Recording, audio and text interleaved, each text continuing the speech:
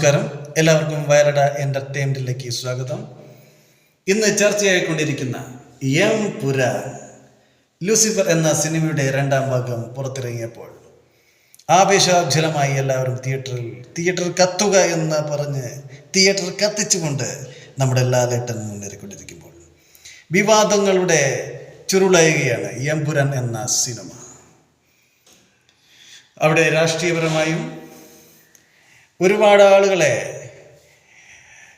ചൊടിപ്പിച്ചു എന്നുള്ള ഒരു കഥയുമായിട്ടാണ് എംപുരാൻ വന്നിട്ടുള്ളത്. എല്ലാ ചാനലുകൾക്കും കിട്ടിയ ഒരു എല്ലാം കഷ്ണമായി കൊണ്ടിരിക്കുകയാണ് എംപുരാൻ.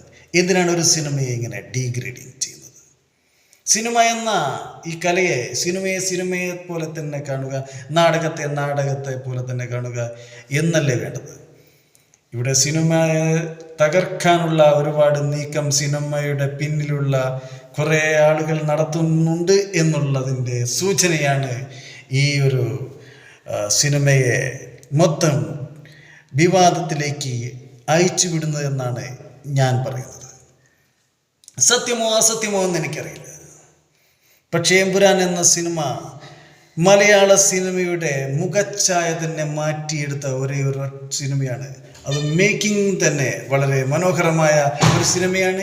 എംപുരാൻ എന്ന സിനിമയിൽ ഒരു ഭാഗങ്ങളും കട്ട് ചെയ്യേണ്ട ആവശ്യമില്ല. ആരെയും അത് അല്ലെങ്കിൽ ഇന്ത്യൻ രാഷ്ട്രീയത്തെയോ അല്ലെങ്കിൽ കേരള രാഷ്ട്രീയത്തെയോ അത് മറച്ചിടുകയോ അല്ലെങ്കിൽ രാഷ്ട്രീയപരമായി മറ്റ് പ്രകോപനങ്ങൾ ഉണ്ടാവുകയോ കലാപങ്ങൾ സൃഷ്ടിക്കുകയോ ചെയ്യുന്ന ഒരു തരത്തിലുള്ള ഒരു സിനിമയല്ല എംപുരാൻ. എംപുരാൻ എന്ന സിനിമയാണ്, അതിൻ്റെ കലാസൃഷ്ടിയാണ്. ആ കലാസൃഷ്ടിയെ മാത്രമായി കാണുക, ആ സിനിമയെ ആസ്വദിക്കുക, ആ സിനിമയ്ക്ക് എല്ലാവിധ വിജയാശംസകളും നൽകിക്കൊണ്ട് ഇതാ എംപുരാൻ.